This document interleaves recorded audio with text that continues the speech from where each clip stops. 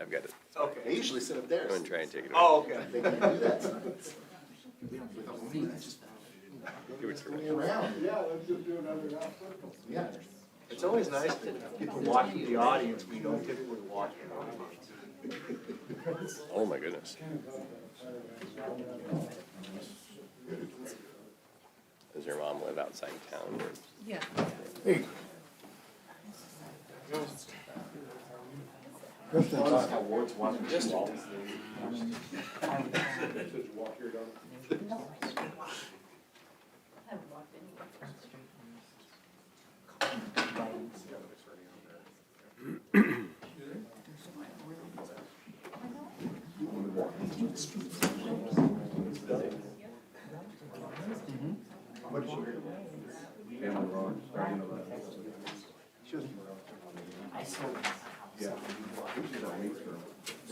She actually leased for $8,000 last summer.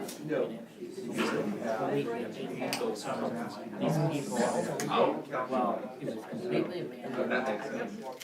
Both the front door and back door were broken down. So what? There was no space for them to get in. These people who owned it. She called our office one day and said, well, we want to get rid of this, how much is it worth? So I go there and buy it. I'm like, the lot value?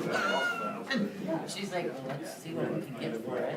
Well, we listed for 8, we ended up selling it for 16. Six people competed for it. And the guy who bought it claimed, he hasn't done anything with it, so I was down there for a week. I think we had, he was going to tear it down so it's rented. A 6-family house. Rented. There's a lot of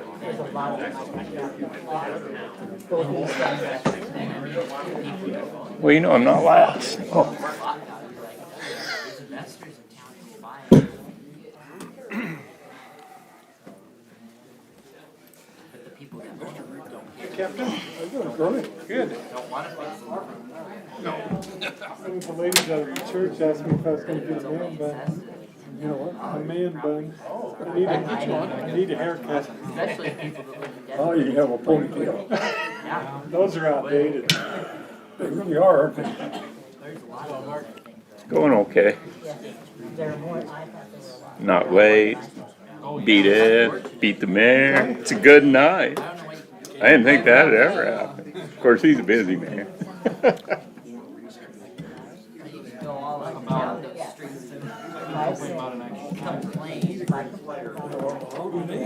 Was it Callaway?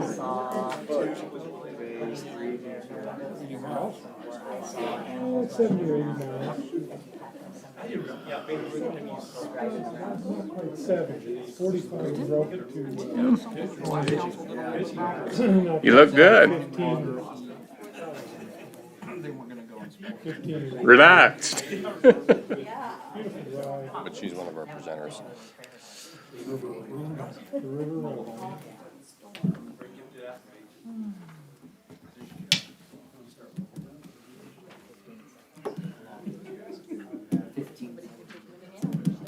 Back over here.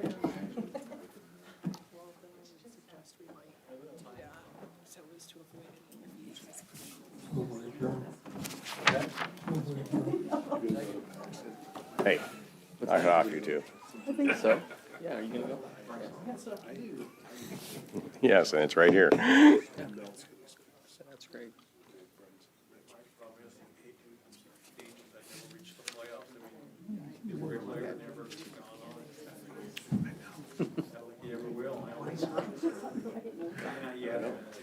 When I left this morning, my pickup was gone. Everybody ready? Okay, good evening, everyone, and welcome to a city council work session here on Thursday, February 3rd, 2022 at 5:31 now, I think it is, here in the city council chambers. I'm going to call the meeting to order.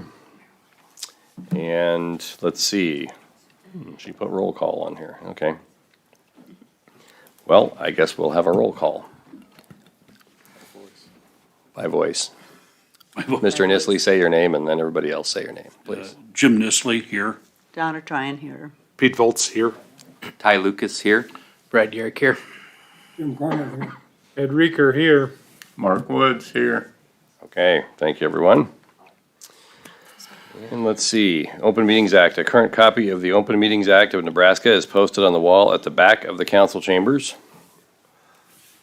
No formal vote or action will be taken at this meeting. I repeat, no formal vote or action will be taken at this meeting.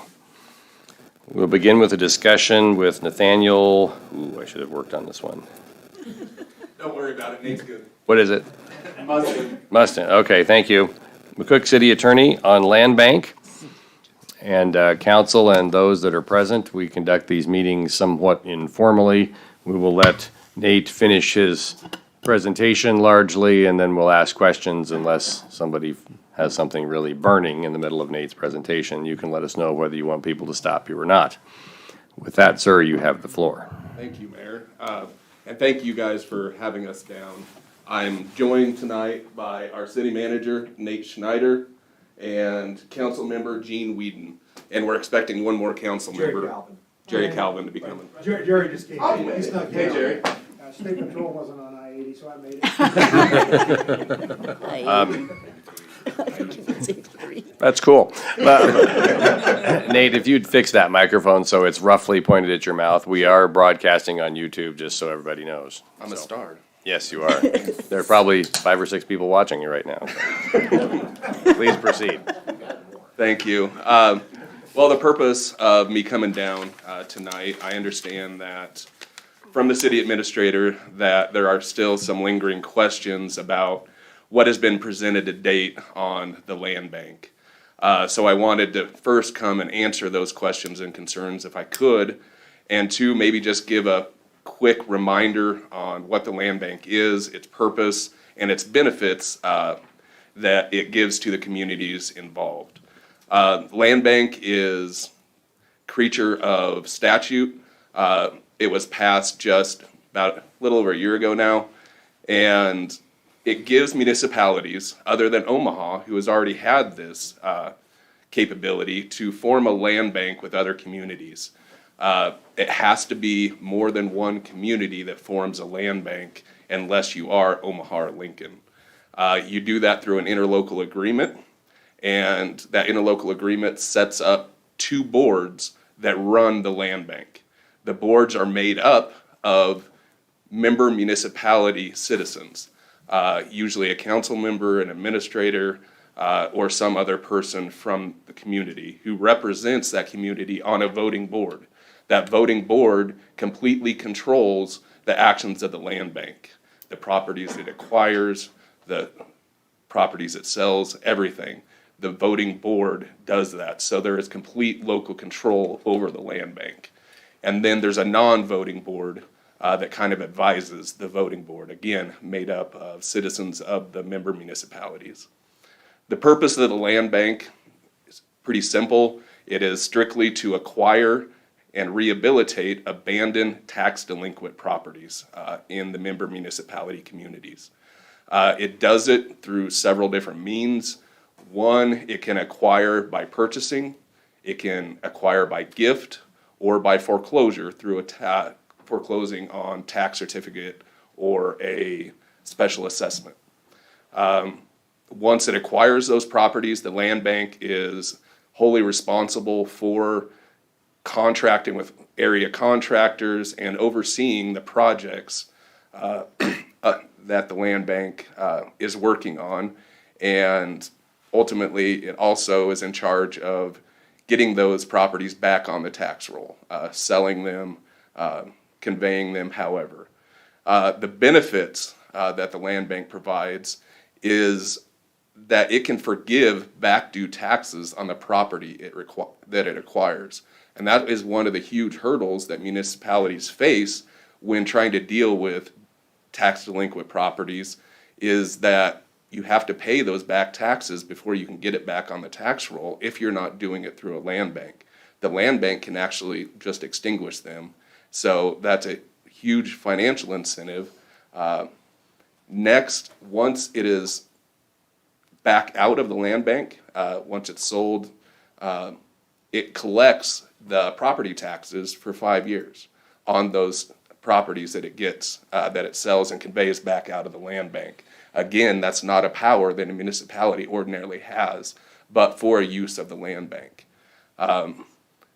Next, believe that the purchasing power that a land bank is going to have is going to be a huge advantage. What I mean by that is if you have a single house that a municipality is trying to contract with a contractor, you're probably going to have a pretty limited pool. But if you have, 20 houses that you're trying to contract with, it becomes a more attractive bid for a contractor. So we're expecting hopefully to get bids, far ranging to make it more competitive than having to deal with, a sole contractor within a municipality. So those are the major benefits.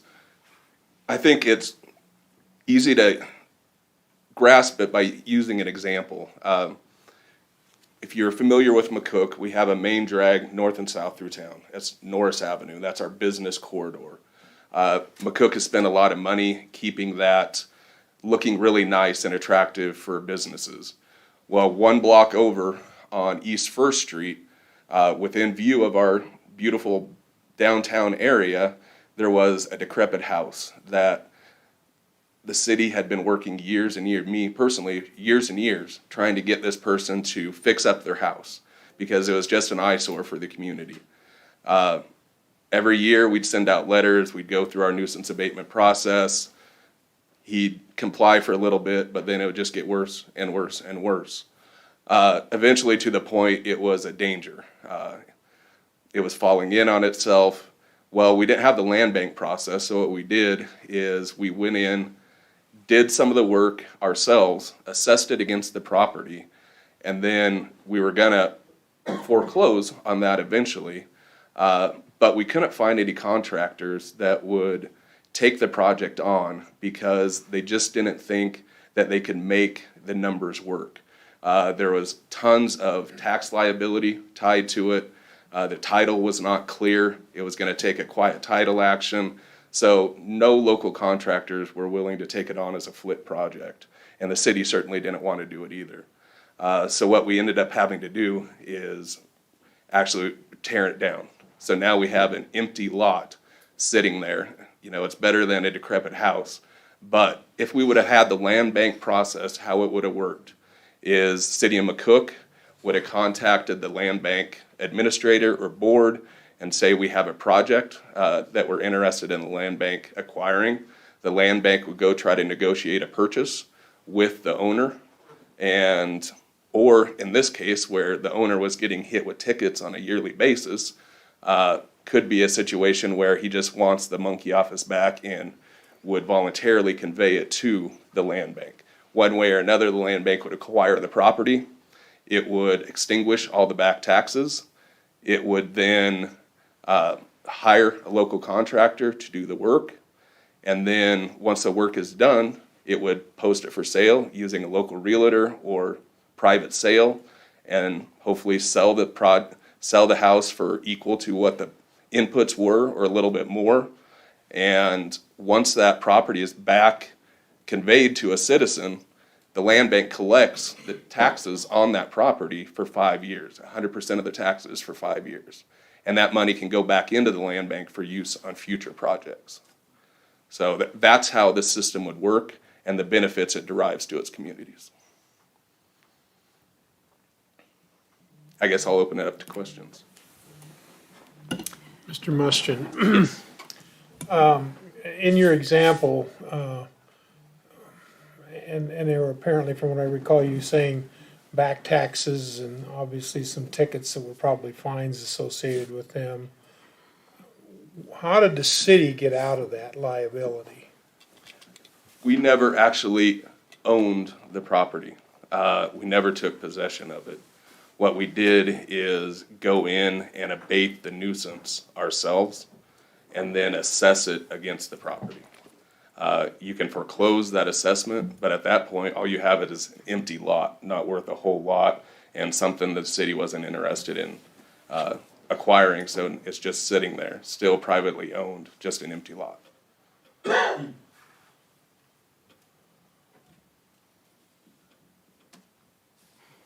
So is the city maintaining this site now? I mean, is it grassed and, We just tore it down, so winter months make it pretty easy. We'll see what happens come spring. So we haven't actually established the assessment. We haven't taken it to the council to establish the special assessment, but we will.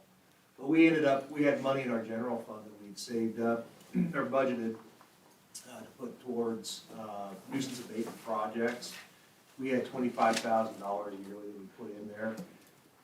That was fine until costs went up. The project with the demolition, the asbestos abatement, and the tipping fees, it was just under $25,000 to remove that house. It's $25,000, so that's how we paid for it. As of right now, we'd be responsible for maintaining it, but I know that there's interest from the property owners on both sides to purchase it. And instead of an empty lot with the land bank process, we would have ended up with a house there, generating tax income instead of an empty lot. So that particular case actually went to court, and we worked with that family for a long time to try to work through the process, so that way they could take care of it themselves. Obviously, that didn't happen, but the court process took some time, and you know, it was, like Nate said, it was a very long process to try to shake that free. And the funding to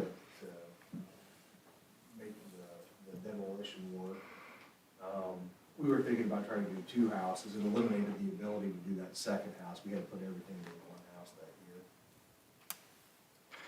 so the people that are looking at buying that property, would they be responsible to pay all of the back taxes that are still assessed to it and any liens and that, or what happens to them? If it goes through the land bank process, I'm not talking about the land bank. I'm Okay. talking about right now. It's still their responsibility. it's still their They own responsibility. that property. Who, the owner, the original owner still owns the property. So if the neighbors want to buy the property, We would have to, so what we would do is we would file a special assessment. We're gonna file a special assessment. Hold on just a second. Nate, would you come up and talk on the microphone? Sorry. The folks at home can't hear you and they're wondering what's going on, so. 'Cause we're all, from their perspective, we're all sitting here Yeah, looking I'm at not the used other to- Nate, You so. guys are a lot more highfalutin than we are, so. Sorry about that. No, you're fine. So the way that it would work, they would go ahead and they'd pay the taxes on it because it's still held in their name. We have the authority then to go ahead and file a special assessment against the property and foreclose on it. So that way, if they try to go ahead and sell it or whatever the case may be, that special assessment's gonna register. And whoever it is that purchases the property is gonna have to pay off that special assessment first. So that's the way that it would work right now. If it stays in their name. so why if I'm the neighbor, I don't know what the taxes are, the liens or anything like that, I imagine they're fairly substantial. Why would I buy that property knowing that I'm gonna have to pay all those expenses? You may not. Neighbor would have to determine whether or not it's worth their cost to do so. Okay, And thus the problem with the current system.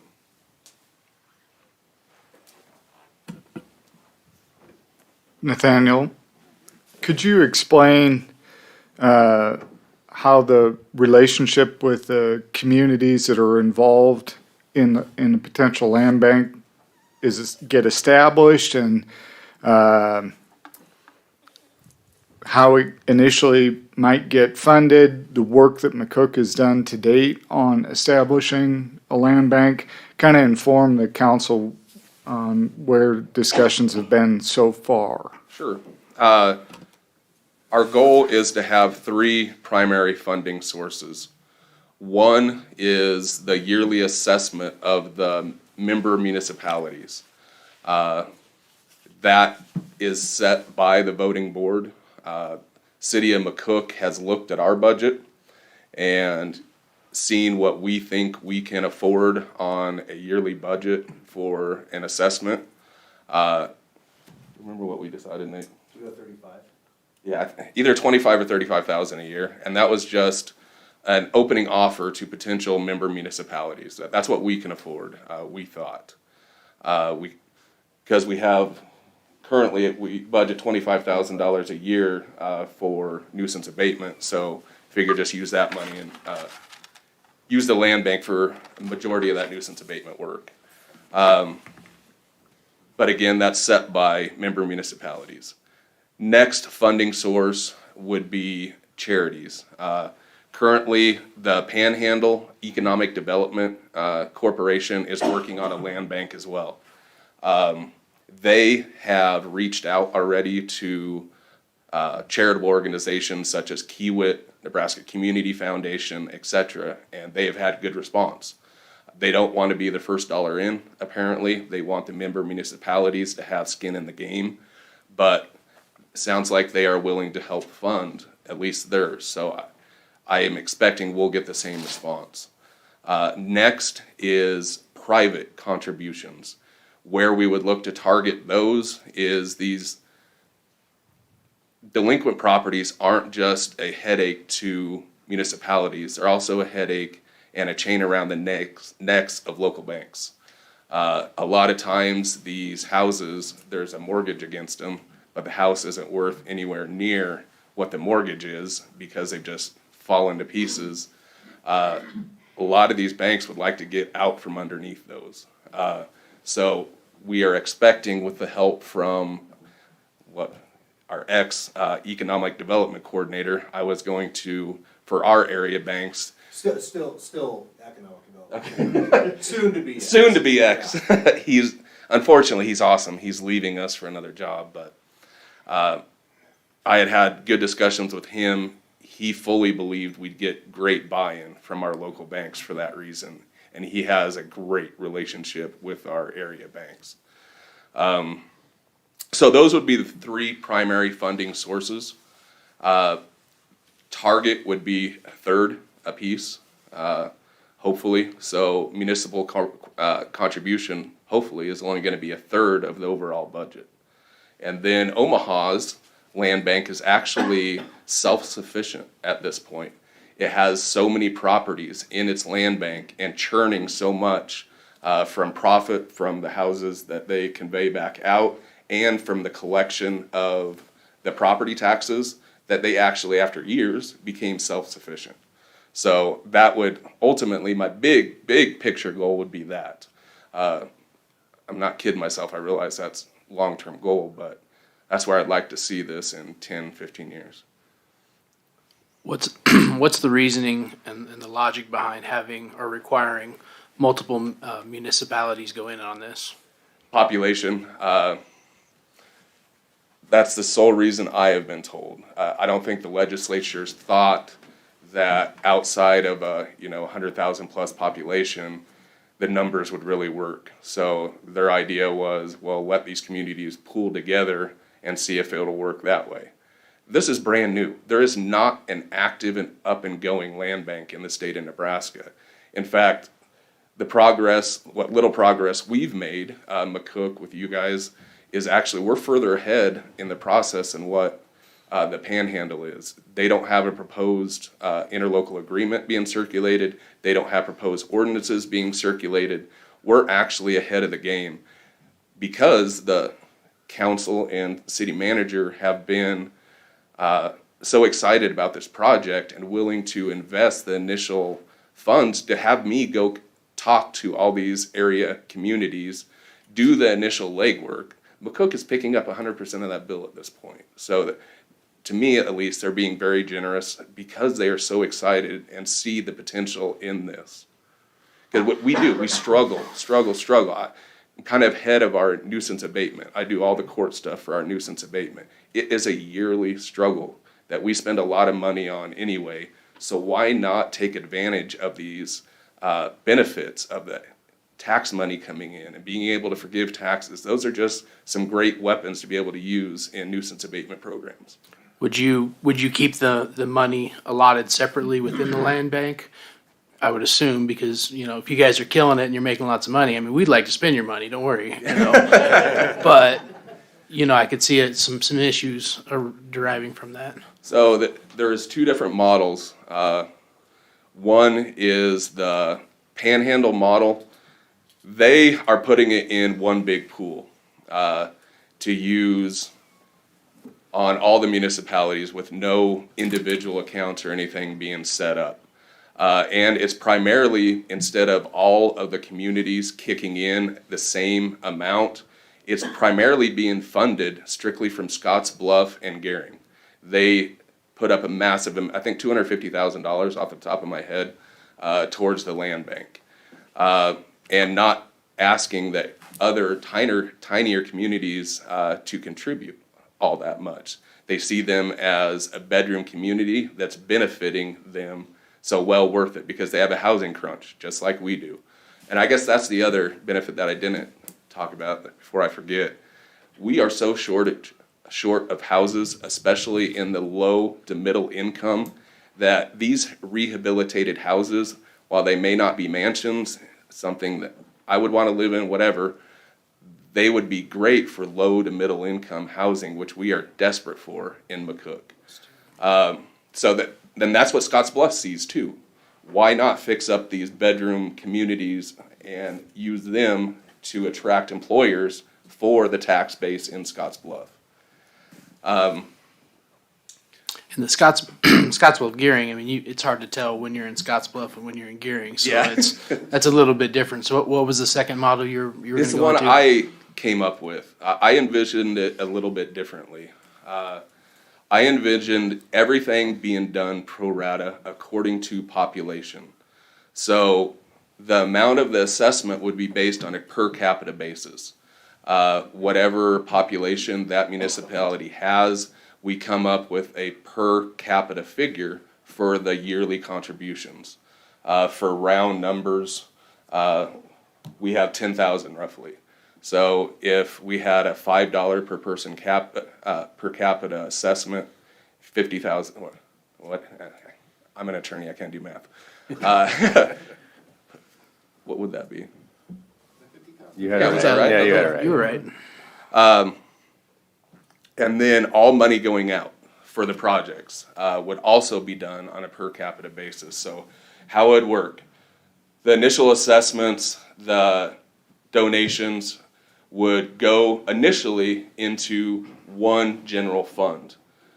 But from there, it would be divided into individual member municipality accounts according to their percentage of the overall population base of the land bank. So if North Platte made up 30% of the overall population of the land bank, they would get 30% of the funds that came in, both from assessments and contributions, minus its administrative costs, would go into their individual account to be used on projects they see in their own municipality. So that you would have a bank of money that each member municipality could use. And those banks of money are going to be completely different in size based on the size of the municipality. So that's the initial starting point. Then once it gets rolling, you start making money. Does the money each one of those individual accounts make then come back into the individual account? Yes. Or, okay, Yep. Gotcha. So Yep. essentially they're separated then? Yes. Gotcha. Yep. Thank you. So that's what I am proposing. If member municipalities see it differently, this is all just a suggestion at this point. And that's what I wanted to make clear tonight. You know, if you guys may see things differently, you may see holes in my plan. Yeah, that's what I want to hear from. Nathaniel, one other thing I should add is I have not shared your proposed documentation with members of the council. Okay. We haven't gotten that far. I wanted them to have some education on what the land bank does, how it's set up, how it works, to see if there's an interest in entering into the land bank and then share the documentation. That's why I asked for you to explain what you've done to date as far as establishing a land bank. Yeah, so I've sent out a proposed interlocal agreement. The guts of it, I had to come up with from scratch, the different accounts, the assessments, everything like that. So it is very much a working document. But my partner and I, Lisa Shiflett, from our firm, we're the ones kind of tackling this. We both went over with a fine-tooth comb trying to think of scenarios where it may not work. We think it's solid, but again, it's a working draft. We're inviting comment from you guys as city attorneys.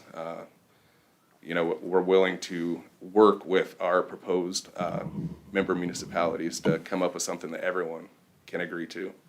So is there some provision in there that protects, well, I don't want to say protect maybe, but you wipe all the indebtedness off, can that owner come back in and pick that up for a little bit of nothing and not have nothing owed on it? So the taxes could be forgiven, but then it would either be sold at the then market value of the house. So it's not like they're getting the taxes forgiven and then getting to buy the house for what it was purchased for. No, there would have been a whole bunch of improvements done to that house and then sold to the highest bidder, either through auction, private sale, however. So the original owner could come back? Good, and- yeah, absolutely. Yes. Mr. Mush, and Yeah. Go ahead, please. I'm kind of ignorant about these matters, thankfully. Join the club. Never been in this situation, thankfully. But it's my understanding there is such a thing as a tax sale. Yes. Okay, so if this property has been delinquent in paying its taxes, and it goes on an auction, a tax auction, and it comes, and the price that is offered is below the back taxes, does that property still sell for that lower cost? So I think you're confusing two different processes. So the county, like you said, can own a tax certificate for back taxes. Those can be forgiven. If the tax certificate is owned by a private individual, those cannot be forgiven. The state cannot step in to undo a private contract. So since that person purchased the tax certificate, we are not entitled to extinguish that. But privately held tax certificates are usually not on dilapidated properties. People buy those as investments on good properties that they know they can get right into and flip. What I meant, and I probably didn't explain it very well, this is kind of a new venture for me to even think about this, but, so let's say I own the property, and I'm 5 years delinquent in my taxes, or 10 years delinquent in my taxes, and I've got a $12,000 tax bill against my property. And the county says, we're gonna put it on an auction. And the highest bidder is $4,000. Are the rest of those taxes eliminated? If the land bank purchases I'm it- not talking about the land bank, I'm A talking, regular foreclosure process. If the county, or let's say that you were asked to go. Oh, I see. So, yeah, I used to do the tax foreclosures for Red Willow County. So, yes. If the county forecloses on a tax certificate, they are only foreclosing the tax years on that certificate, and they go in 3-year batches. So after 3 years have become delinquent, a tax certificate is made on those 3 years. And when that tax certificate is foreclosed, it's only those years that are being, and back, that are being foreclosed on. So any taxes assessed subsequent to the date of that tax certificate are still going to be on that property. It's only the ones prior in time and the ones specifically mentioned on the tax certificate that are gonna be forgiven. so how, I haven't paid my taxes, and the county puts it on the market for sale. And the same scenario, my back taxes are $12,000, and the highest bidder's only $4,000. So does the highest bidder get that property for $4,000? Yes, subject to any subsequently assessed taxes. But if the county's doing its due diligence, there's not gonna be very much taxes from the time of the last bundling, I think you called it, or something like that, until it's put on the market. Is that a correct assessment or understanding? Ordinarily, yes. The reason I started doing the tax foreclosures in Red Willow County, when I moved from a firm up in Ogallala down to McCook, the tax foreclosures had not been done for 15 years. Our county attorney had just been so busy, they hadn't been done. So I had to go back and do 15 years worth of taxes in 2 years. So I guess the reason I'm thinking this way, it seems to me that there's a way to get this property back into private ownership and eliminate the tax burden without government involvement.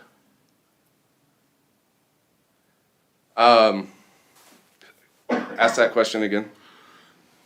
Okay, if the county comes in and sells my property for $4,000, Yes.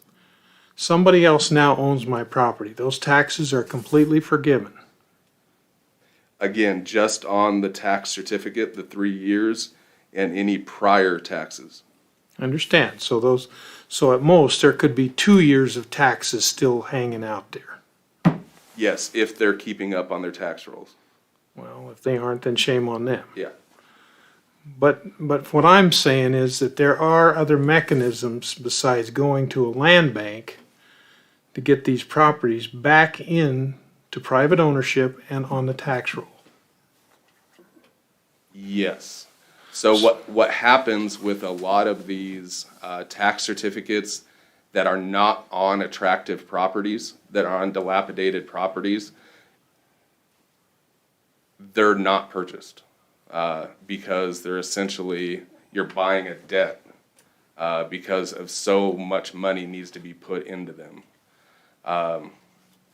They're not safe investments, so they're not purchased. So what happens to them? They're recycled.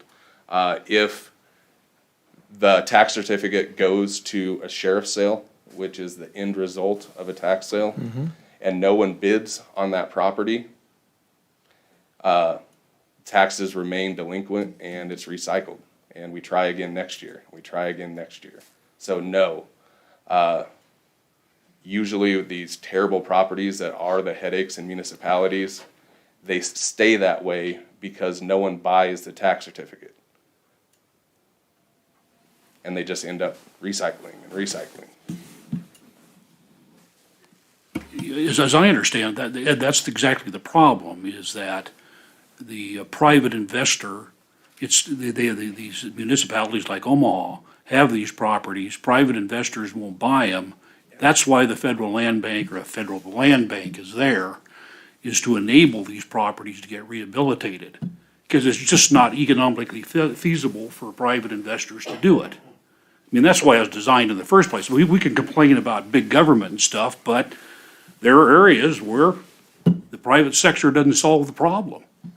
So that's why these things come into effect, and I mean, it's been done. Matter of fact, I was at a seminar, a municipal seminar, and some very small communities have used this, I mean, a lot smaller than North Platte, to rehabilitate their area downtown. And I'm not talking about the business, I'm talking about residential. I mean, you're talking under 1,000 people in the community. It's a viable way to do that. And what it is, it's not that we're trying to intrude into government, into the private sector. The private sector, it doesn't work. So that's why they have this thing set up. I mean, that's what the reason is. And we had some concern in our community, very similar to what I'm hearing tonight, in that, are we going to be targeting members of our community to steal their properties? No, that's not the purpose of this. It's for the properties no one wants, that are just an eyesore to our community, that no other method has worked to date. That's the ideal target property for the land bank. I was able to join Matt down in McCook when they had that session, so I've had a few months to spend some time looking at this. And I would tell you from my standpoint, I'm a little less excited about having a land bank competing against other people who are fixing up property and doing that type of work, and more excited about having the opportunities to get properties that need torn down, because the same government that's going through that clunky process of a sheriff's sale can basically be the same mechanism that can get a property that's stuck. Having that ability to have if you're the property owner of a property that's on either a sold or an unsold tax certificate, I think the chances of them donating that into a land bank, it's been proven in other states that if say a family member passed away and 2 heirs later's got this old decrepit property that's sitting in town that nobody wants to deal with and it's not worth what the taxes are owed on it, getting somebody like that to say, yeah, sure, I'll deed that over to a land bank is a lot smoother process. So in my mind, the discussion about rehabbing property and hiring contractors to fix up housing is one potential function of the land bank under Nebraska statute.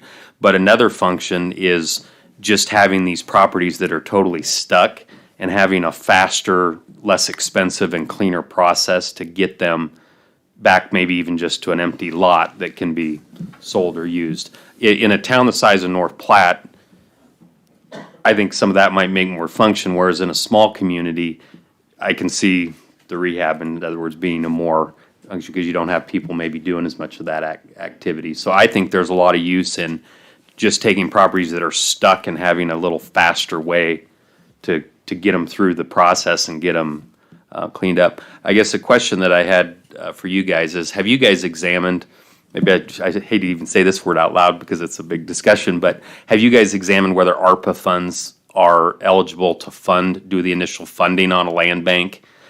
Because I've heard some talk out there, I know there's some talk nationwide about communities using ARPA funds as kind of the initial dollars to get a land bank to start spinning. ARPA, no. LB 840, we just received I think it was Oxford. Oh, yeah, that's right. It was Michelle Coolidge. That's right. Michelle Coolidge is head of the Panhandle Economic Development Corporation. She sent me an email. I guess they are seriously considering using LB 840 money to fund their land bank up there. ARPA, Nate has dealt with so many ARPA questions recently. He's probably better at this than I. It changes, so, sorry. It's probably still a little unclear. I'm used to being over on that side, not on this side, so it's hard to get back up and down. Right now, I know they've made some adjustments here just recently as far as what ARPA uses could be. We have not even considered that at this point in time. We had so many other needs that were probably more pressing that that probably would be secondary. But we will take a look at our options moving forward, and that might be an option. I guess waiting to see what happens at the state level and what might become available.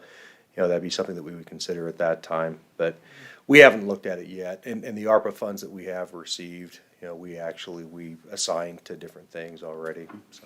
Yeah, I'm hearing a little bit of talk out there of communities wondering if they could consider looking at a chunk of that money and making it a one-shot deal versus an annual assessment, or having low future assessments by getting a bigger chunk into it out of the gate. Again, that'd be a big discussion.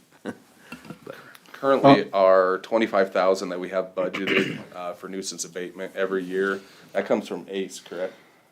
No, that's general. That's general, okay. But we have used some. We've got a community betterment fund through our ACE funds that we have utilized in the past for some,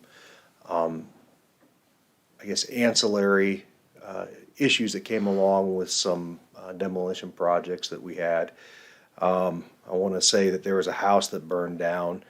And if I remember correctly, we paid some of the tipping fees, or pay the tipping fees with those funds, the ACE funds. But typically, if we have to go ahead and utilize funds, it's gonna be coming from our general fund. $25,000 is what we budgeted for a while, and that would get us probably 2 to 3 houses, a few years ago. Now it's probably only gonna get you 1 if you have asbestos, so.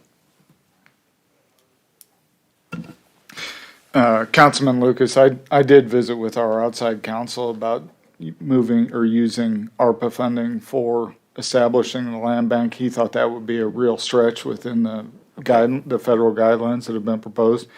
The final rule had just came out and they broadened the ability to use that funding, but still attached the pandemic to it. And so I still believe it would be a challenge to use ARPA funds and fit within the guidelines of the Treasury.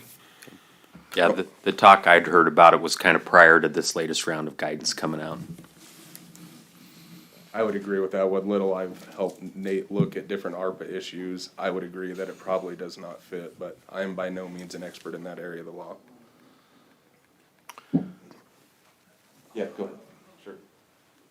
Well, one of the things, and to address your question, Mr. Riker,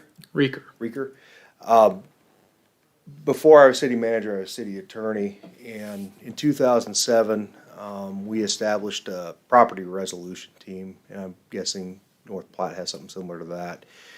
And we've done our best to try to make sure that we work through the properties that are on that list. But we see those same properties on the list year after year after year after year. And a lot of those properties have the same issues. There are title issues that are clouding those properties and making it difficult for us to move forward on them. This would actually give us some flexibility and maybe be able to move on some of those things. These are properties that we have members of the public complaining about on a regular basis.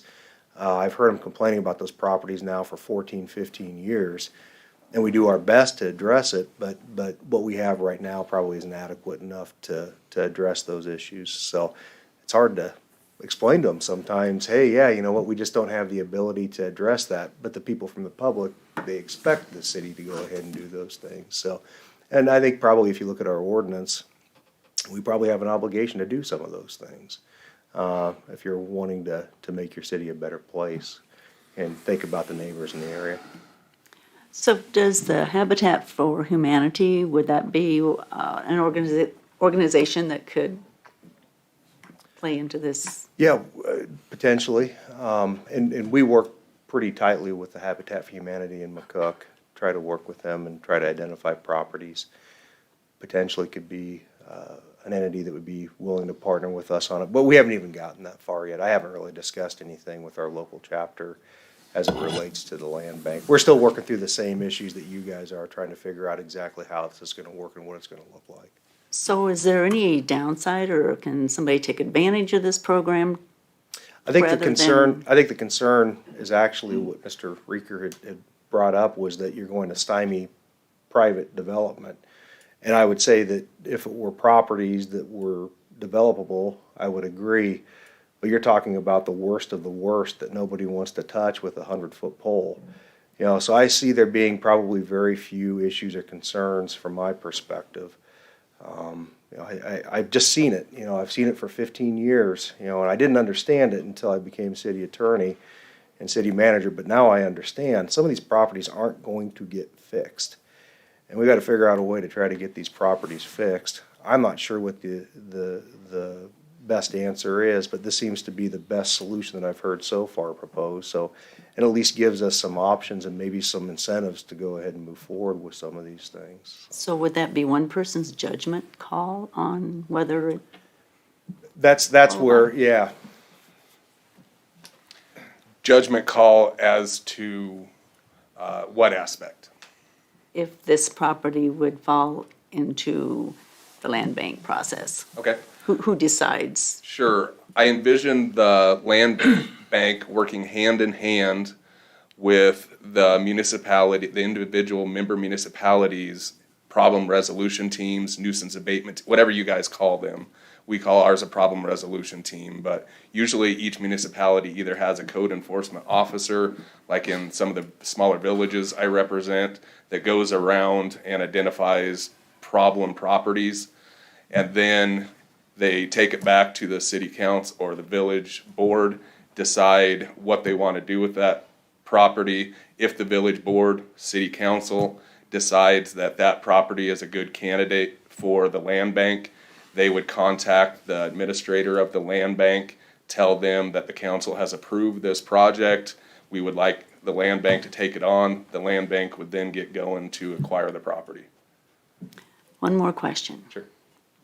So how much financing will be pulled off to manage the land bank? That is an unknown at this point. I think it is going to highly depend on how many properties are in the land bank at any one given time. And that is, again, going to be set by the voting board. Whether, who they're going to contract with, how much they're going to pay the administrator, whatever, that is going to be entirely up to the voting board and ultimately controlled by the individual councils. So the Omaha Land Bank has a full-time staff. They have full-time administrator, full-time engineer. I mean, their staff is huge and expensive. That is just not workable out here with our small communities, our smaller budgets. And we're not going to have as many properties as what the land bank in Omaha does. They probably, at any given time, have hundreds on their property roll. So out here, you know, until we get going, I don't have a crystal ball, but we're going to be nowhere near that. So I don't think we need a full-time staff. I think it can be done on a contracted basis. With area law firm, we have said that we would be willing, our law firm, to step forward and be the administrator. It would be on an as-needed basis. When a community had a property that they wanted the land bank to acquire, they would just call our firm, and we would acquire that property for them through the land bank process. And then we would take our instructions from the voting board and that municipality as to what needed to be done on that property. So essentially, I'm guessing you guys contract with your city attorney, just like McCook does with me. I'm not an employee of McCook. I'm an independent contractor. And that's the kind of relationship I am envisioning the land bank to have instead of a full-time staff. As city councilors, you know how expensive an employee is. There's another aspect to this. There's two things you're telling me is unpaid taxes and defects in title. Now, you say you can cure the defects in title. Is that through the tax foreclosure process? Is there something in the statute that enables you to clear title on property? Because that could be more burdensome than taxes, is a defective title. You can't finance, you can't do anything.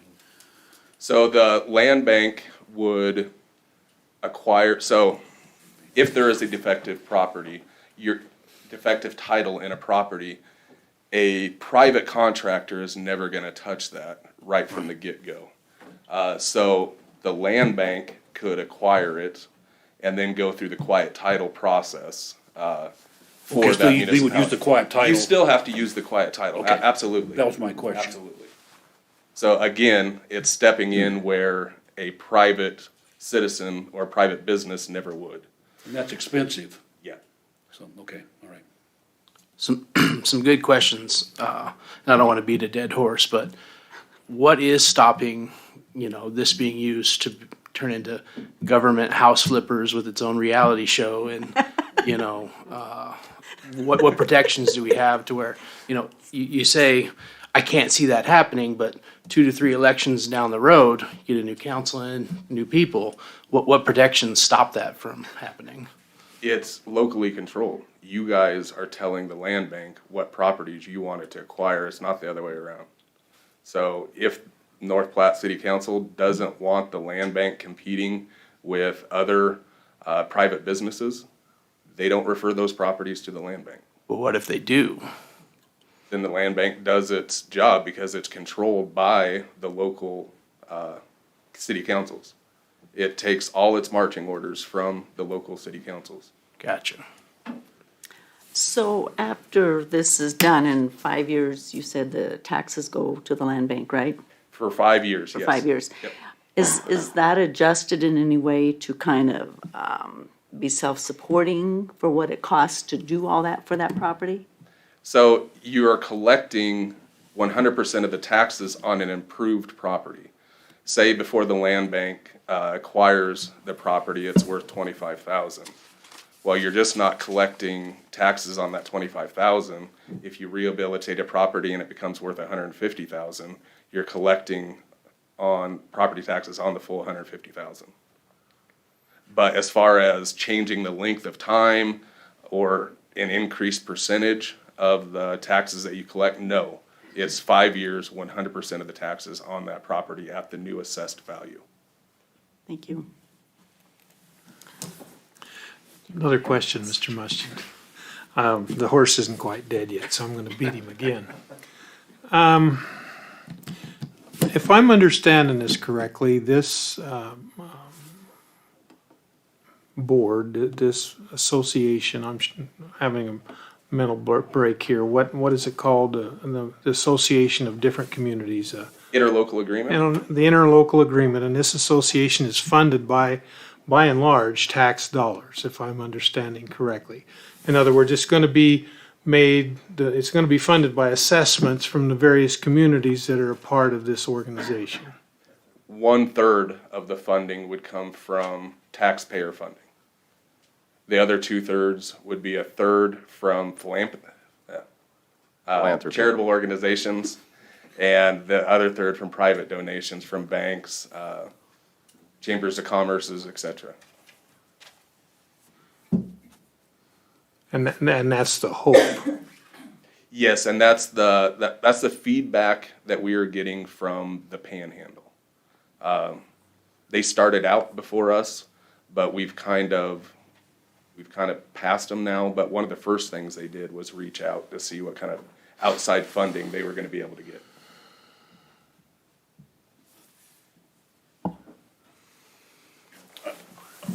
I have a question, Matt. I mean, is there a need in the city of North Platte for this land bank? Do we have enough of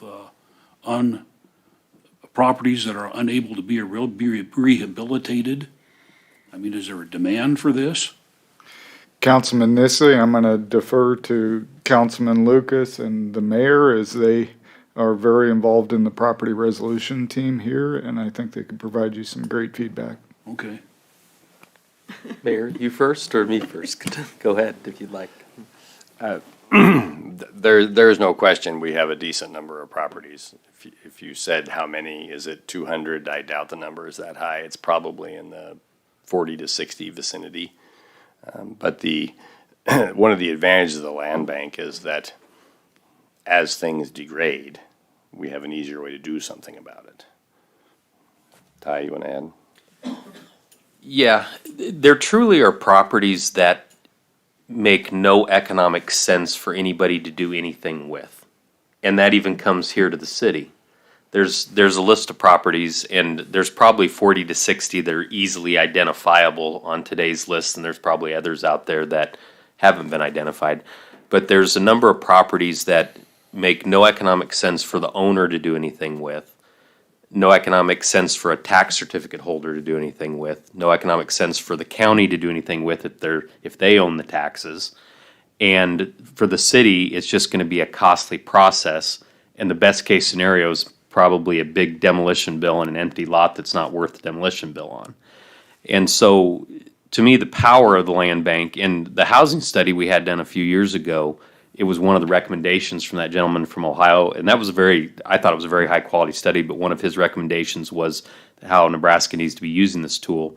Because the idea is to improve the economics by making the ease better to get the properties into the bank versus the city going through like the assessment process and foreclosure and the court hearing and all that. And then secondarily trying to get a little back from that 5 years worth of taxes. And so they're trying to give you a little on both sides, both ease of getting an economic unfeasible property into the bank and then giving you a little kicker of the taxes on the backside to try to shrink, to make that feasible, so you can clean those properties up. But yes, there are a number of properties, to answer your question, the community that are stuck, that nobody has any motivation to do anything with.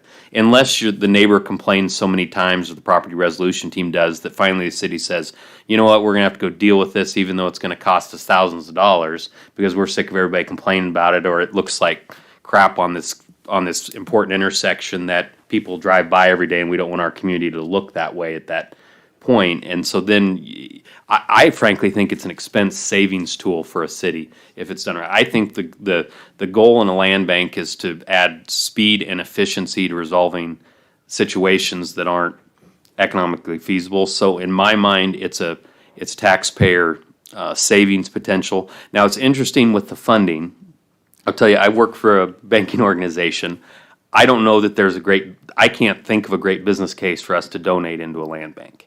Unless it was just to help a community improvement motivation, In other words, and so the charitable thing, I'm a little more skeptical on, frankly.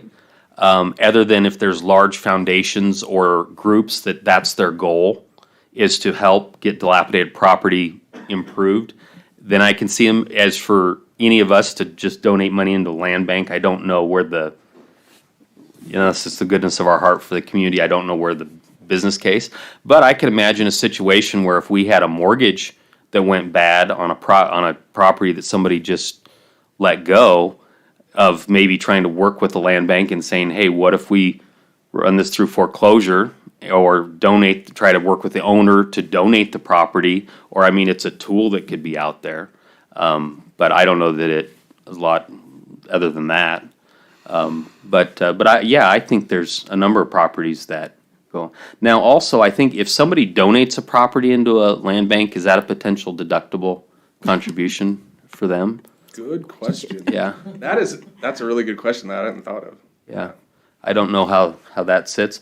But I have my research from other states, and in talking to the gentleman that did the housing study, people are more apt to, like if you were an heir of somebody that has a dilapidated property, you inherited an estate or something, they seem to be more apt to help a land bank, give properties to a land bank, than they are to a city often, I think. And I don't even know, as a city, if somebody wants to donate a property to us, that's probably not that easy, is it? I don't know how that works. Yeah, and so I think it's designed to just make that process easier. And that's my question exactly, Ty. This conversation's going along a lot of different directions here, and I appreciate it.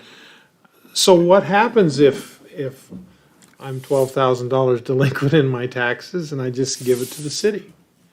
Are all those taxes erased?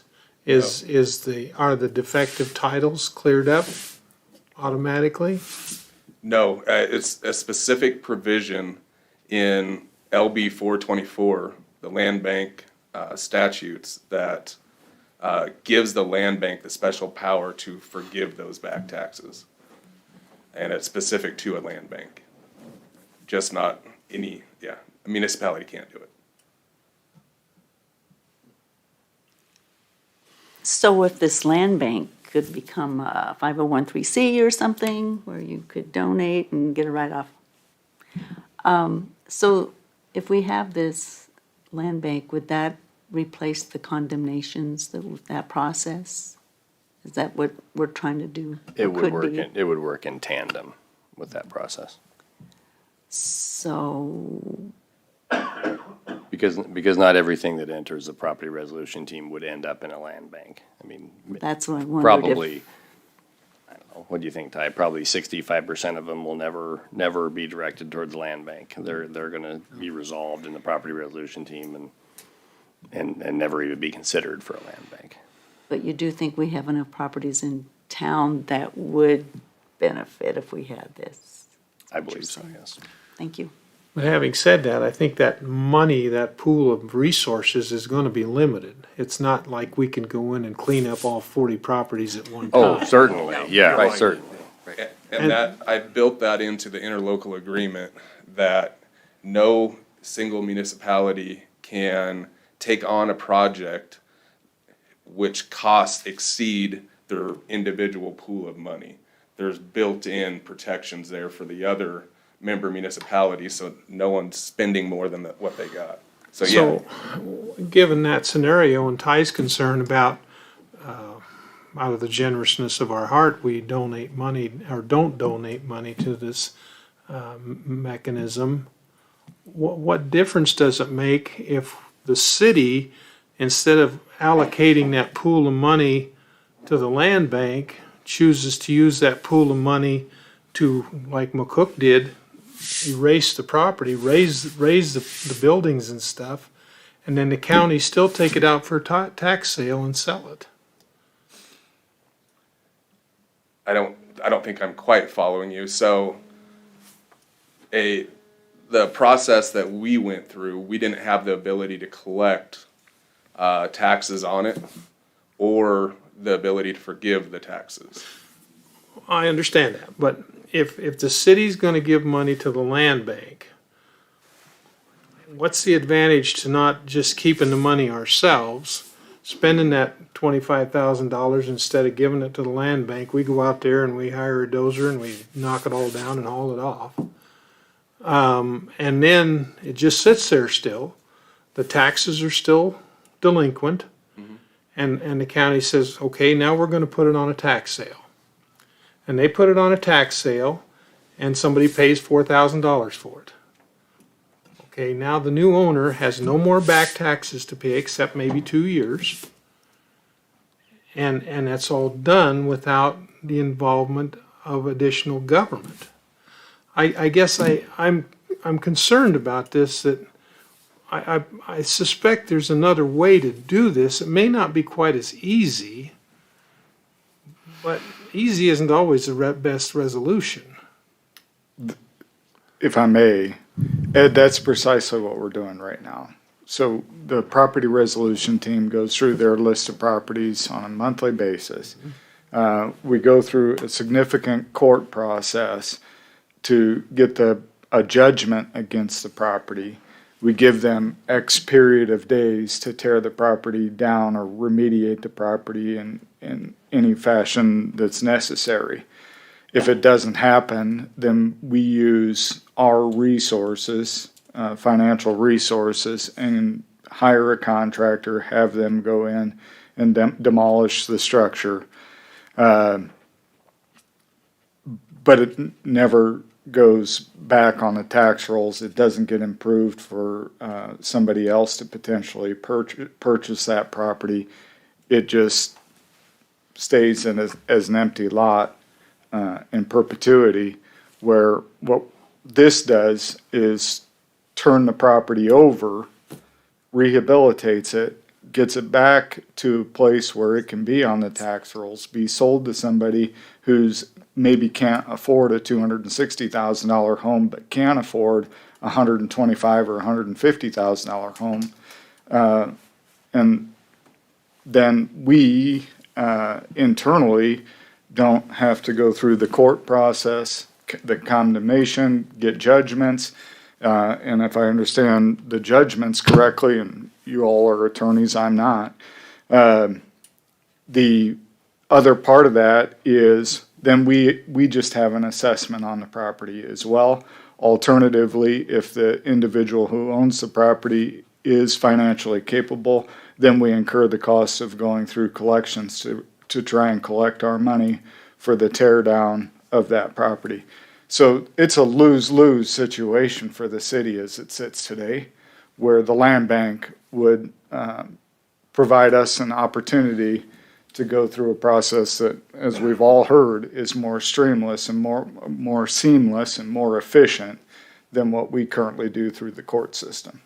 Is there, and I think I understand what you're describing there, Matt. So given that scenario, is there any reason why the city can't work with the county to put that property, now that's been cleaned up, on a tax sale and get it back into private, it's already in private ownership, but change the ownership such that all of those back taxes are erased, and then that new owner can go ahead and do with whatever he wants to with the property? Again, I'm not an attorney, but high level, I believe all the dollars that we would have spent to get that property ready for the tax sale are now gone. We will never recoup them, and the property gets sold. But we don't recoup the dollars if we give them to a land bank. Yes, it comes back to the land bank, and the land bank can then use that funding for the next property. The individual municipality gets to use it, that individual municipality will receive in its separated account in the land bank for use on future projects. So you're just cycling the money through the land bank. The land bank's essentially holding it for use by North Platte on future projects. So you're having some help that you ordinarily would not have by way of collecting those taxes to help on future projects. You don't have that money right now. So the point made by Mr. Lucas is absolutely correct. It's more efficiently using the money of the city, the taxpayers' money. Right, and, you know, on our budget, we budget $50,000 a year. That might get us 3 projects cleaned up, where communities working together, I think that's also an important component of this. If I remember the approval process, each city council from each community who's participating in the land bank has to approve the entirety of the board. So if there's, you know, somebody that McCook doesn't like, you know, at the end of the day, you're locked arms through the process, which I think is important. But again, from my perspective, this is a win considering the amount of money we're budgeting on individual community basis to take care of these properties with, not to mention the court costs and things that we're expending as well, with no return on investment. Where here, there is an ultimate return on investment when you work through the land bank. And to answer your question, no, the county cannot just on a whim decide to forgive the back taxes on a property. And I understand that, yeah. Can I ask a couple of questions real quick? Sure. First one, say we decide to enter the land bank, and 20 years from now, the sitting council, it won't be any of us sitting here now, but decide that this land bank thing doesn't work for us anymore. What's the exit strategy? Do we just take our money and go home, basically, or is that kind of how it works? So that has been an issue that Lisa and I have batted back and forth a lot. Again, it's going to come down to what the voting board decides. Right now, how I have it in the interlocal agreement, that individual account being held for North Platte inside the land bank, if North Platte decided 10 years down the road to leave the land bank and they had $50,000 in their individual account, I have it staying with the land bank. But again, that's going to be a creature of the interlocal agreement. If it's decided, no, that property should be able to take their toys and go home, then that's what needs to go in. This, again, was just a proposal. Okay. Second one, in your first scenario about the house in McCook, if I remember your facts correctly, had you had the land bank, let's assume for this question that the land bank is in place, okay? And you have a property owner who, did the property owner want to leave the property? Were they encouraged to do so, or how did that go? Yeah, at the point where we ended up tearing it down, he had abandoned it. But during the course of our nuisance abatement time, most of the time, the years, he was living in there. And towards the end, he started getting some health issues, so he was interested in selling it. So we tried to act as middlemen, me and Nate, and contacted some area house flippers in McCook and said, look, we have this house. We think it can probably be rehabbed. The contractors looked into it, saw the back taxes, saw the title issues, said it's a big job anyway. You add these other issues on. They just couldn't make it pencil it out. So yes, he was interested in getting rid of the property. We just couldn't find anyone willing to go in there and rehabilitate it. Okay, so had you had the land bank Yes. in this scenario, Land bank would have purchased it yes, from the at the owner. point at which the owner said, I'd like to sell, the land bank would have negotiated some reasonable price. Then Yes. it would have, in essence, become the land bank's issue to resolve what to do with it. Correct. Okay, We would have hired the one of the contractors that we were talking with, and yeah, they would have done the work and we'd have a house sitting there today. Thank you. It's oh, go ahead. I was just gonna say, I think what Mr. Reeker's trying to say is the city can do what the land bank is doing, right? Well, you know, So that's why do not- we? That's not No, true. that's not correct. Because if we go in there and we raise a property, all we're doing is making that property more lucrative for the county, because the county has a first lien on the taxes. They'll take all the money. Why would we do that? Yeah. Why would we invest county money just to help the county, city money, to help the county foreclose on taxes? That's what the problem is. And I'll add that even if you don't end up with a rehabilitated property, and you end up with an empty lot, without the land bank process, that empty lot would have a special assessment against it, it would have back taxes against it. The neighbor, not even the neighbors are gonna be interested in purchasing it. So you're gonna end up with the same property owner owning a lot not being taken care of, that the nuisance abatement team's having to mow, cut down weeds, etc. If you cleared the back taxes on that empty lot, it would become attractive to a purchaser. Presumably, that purchaser has money and would take care of it if they're actually buying it and they have skin in the game. So another benefit even on an empty lot. So if we smashed or condemned a house and smashed it using the land bank process, so we have a lot that's maybe got $20,000 into it or something like that because we can get rid of the back taxes versus using city and attorney process that we have in place today where we would have all those assessments against it. We might have a $20,000 lot with $40,000 worth of assessments against it or something along those lines. Is that Absolutely correct. So we're making the cost of the lot so much so that it would be very difficult to make it profitable to build something on. Correct. Therefore, we end up with an empty lot sitting there probably. Correct. Okay.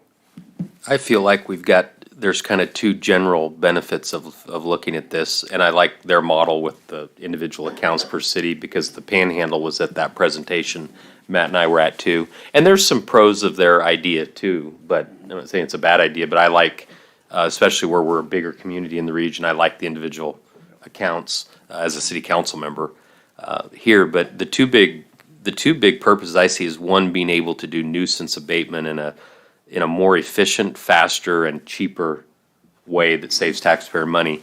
And then second, it does become a place for community collaboration, and that ties back to, I think, what they're talking about with the funding sources with charities or others, is it does become a mechanism if the community wanted to come together and do a project with private donation, or that, in other words, if the community wanted to come in and fix up a neighborhood for $1 million that was going to be worth $600,000 when you're done, it is a vessel for doing a large collaboration project. So in my mind, it's got two big functions. One, trying to add more efficiency to dealing with problem properties, but two, it does give you a vessel for a collaborative project if you ever wanted to do one, I think.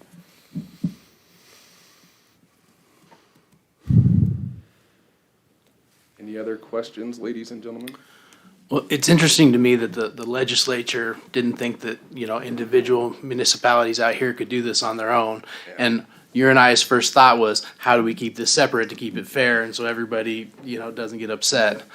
So just a couple quick questions. What's the minimum? Is it based on municipalities? 2 municipalities can go together and you're good to go, huh? Yep. So it doesn't matter on population, anything along those lines? I think it'll be more efficient, the more communities, the more properties, because at least Lisa and I are envisioning a very, very streamlined process. If we were the ones administrating it, that, as a city attorney, I do a heck of a lot of other things besides just problem resolution. If you have a firm that's doing almost nothing but this type of work, naturally they're going to have the systems in place to streamline it. And the more you do it, the better you're going to get at it, the more efficient it's ultimately going to be.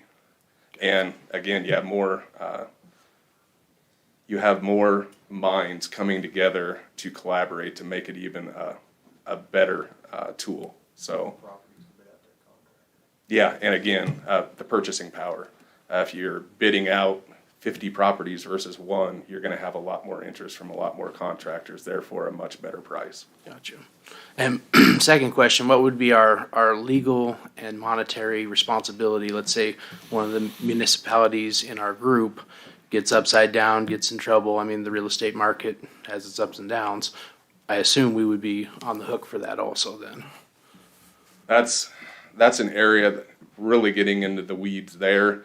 I have wondered that whether can we get insurance on the land bank to protect against something like that? I haven't got that far into the weeds. That's getting into the nitty gritty. That's not included in the interlocal agreement. The interlocal agreement is more broad strokes, broad rules for operating. You also are going to have, what do they call it? There is another agreement. You remember what it's called, Nate? Let's just call it the second agreement. Yeah, there's a second agreement that that the voting board, for the more detailed rules, come up with, like the amount of insurance, whether you have insurance. Those itty-tiny important details are worked out in a second agreement, and there's a name for it in the statute. Bylaws, gosh dang it. Yes, thank you. Thank you. One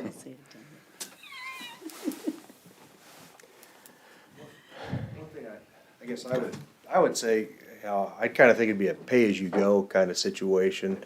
So you're not extending anything more than what you actually have built up into your own individual trust.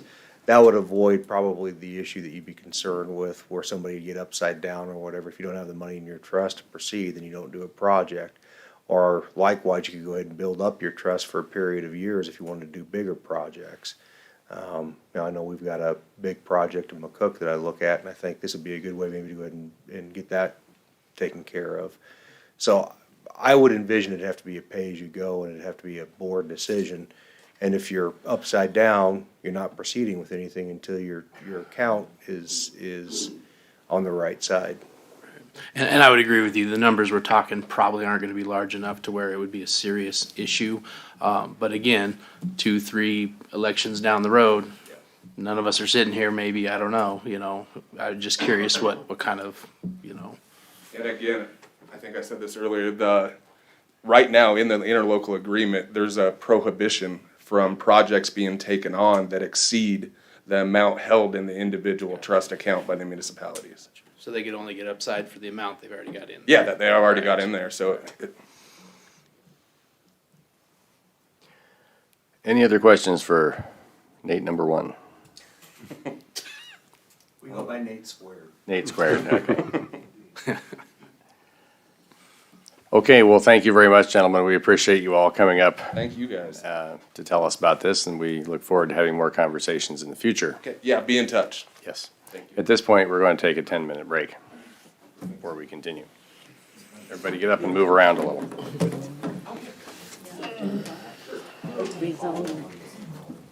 We should have on my agenda. I'm gonna actually take some notes, something to take notes about. I was 55, I never passed. I was gonna race you down the hall.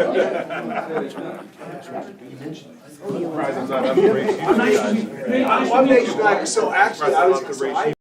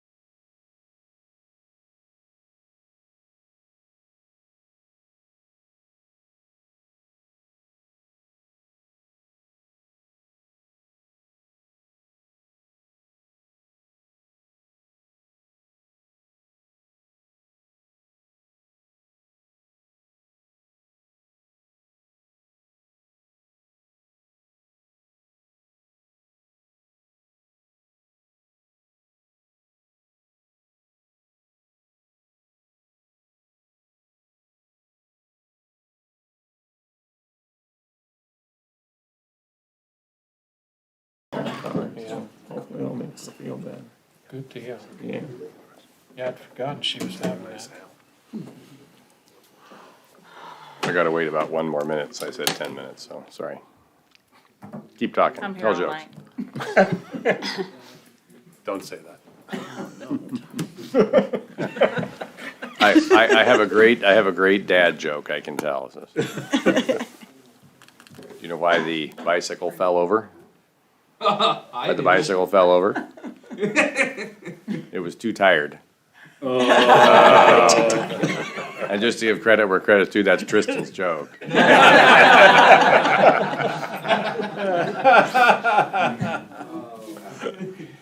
Okay, well, let's reconvene the meeting here. We're on to item number 2, and a presentation, presentation by our own Judy Clark, Planning Administrator, on rezoning here in North Platte. Judy, it's all yours. Okay, so I'm going to start out and just kind of give you a little bit of background. Back in about 2017, we hired a consultant to come in and do a full-blown zoning rewrite. We got the end product, we got it done, but it was never adopted for a couple of reasons. When we received the document, it seemed extremely overwhelming for Planning Commission. We started going through it a little bit. I had a couple of council members that were on the Planning Commission at the time. And I'm not exactly sure what happened, but I don't think that there was a real appetite to adopt the whole entire package the way that it was presented. So it kind of just went on the back burner for a few years. So come along 2020, Nebraska legislature decided that they wanted to adopt LB 866, which was the Missing Middle Act. Missing Middle Act required the city to go through kind of an analysis of the current zoning code and look at missing middle housing. So July 2021, I submitted this document to the state of Nebraska. I don't know if all of you've seen this, maybe some of you have. I know the mayor and Matt saw it before it went to the state. But basically, it was an analysis of our zoning code for housing. What was coming out of this was, how do you make it easier for people to develop through the use of zoning, to develop missing middle housing? Missing middle housing is duplex housing, townhome developments, smaller houses, affordable housing. And what the legislature thought was a lot of communities are making it harder for people to develop those based off of their zoning regulations. What we knew and what we found by going through this analysis was some of our zoning regulations did need to be loosened up a little bit in order to allow for these missing middle type houses. So what I did was I went back to that 2017 zoning rewrite that we did and started taking out the residential pieces of that and really looking at it to see if we could use that and adopt it into our zoning regulations. So what you're going to see, I'm going to pull it, well, you probably have a copy and I'm going to pull it up on the screen here. It looks like it is a complete and total rewrite, but honestly, very few things changed. It's just the structure of how it's written. I've got charts and graphs. I'm a statistical analysis person, so I like charts and graphs, which makes it a little bit easier to read. But very little changed. The biggest changes, and we're going to go over those, the biggest changes are things like townhome development. Townhome development right now, as we stand, is very, very difficult to do in the city of North Platte.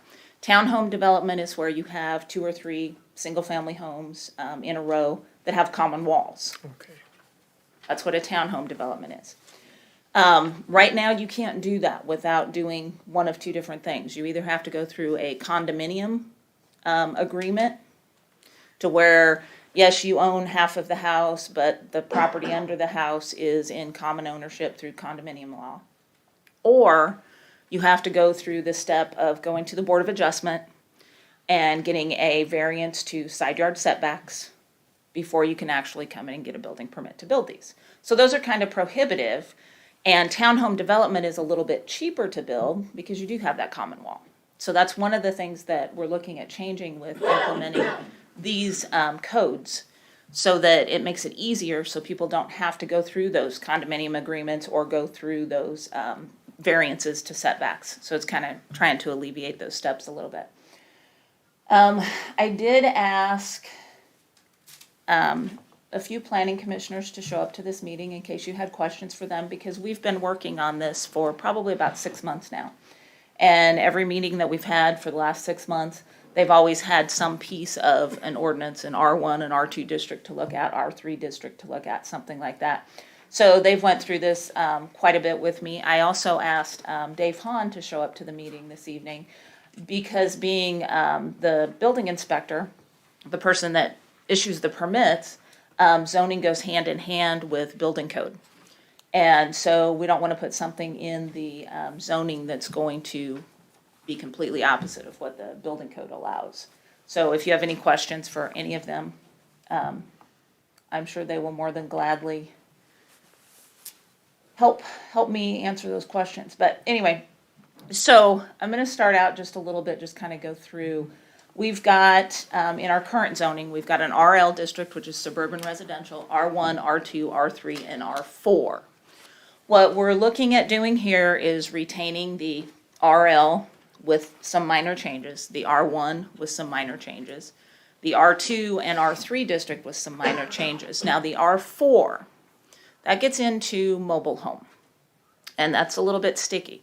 Most communities don't allow what we allow with an R4 district. An R4 district right now, what we allow is someone to purchase an individual lot, put a mobile home on that individual lot outside of a mobile home park. Most communities don't do that. Most mobile homes are in mobile home parks. That's it. They don't have single lot ownership mobile homes. So what we're proposing of doing is getting rid of that R4, making an RM district, which would be mobile home park districts. And eventually, at some point, the single ownership mobile home lots would maybe eventually fade away. Nobody wants to get rid of anybody's house. Nobody wants to force anybody off of there. So this is a way of doing it at a very slow pace. The RL district, so if you look through here, and I'm not going to go through everything like word for word, but there's this little chart that basically shows what the acreage would have to be in an RL district. This is a suburban residential, so these are the ones that are way on the outskirts of town. What your setbacks would be. It's easy here. You can see single-family dwellings and other permitted uses that would be in an RL. The reason we didn't put townhome development in here is because of the size of the lot. It wouldn't really make sense to have common walls when you're on a 12,000 square foot lot or an acre lot.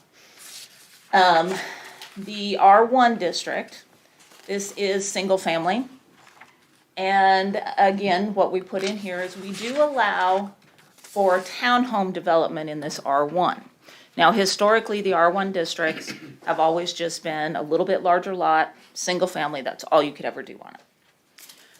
What this allows is single family, but it would also allow townhome development.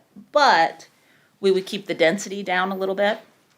So if you go down, I believe this item, must be down here to the supplemental. It talks about the townhouses. And in an R1, it says that you can do a maximum of 3 attached units.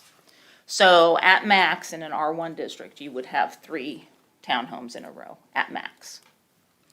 That just keeps the density a little bit lower. In an R1, you want to have kind of a lower density residential development.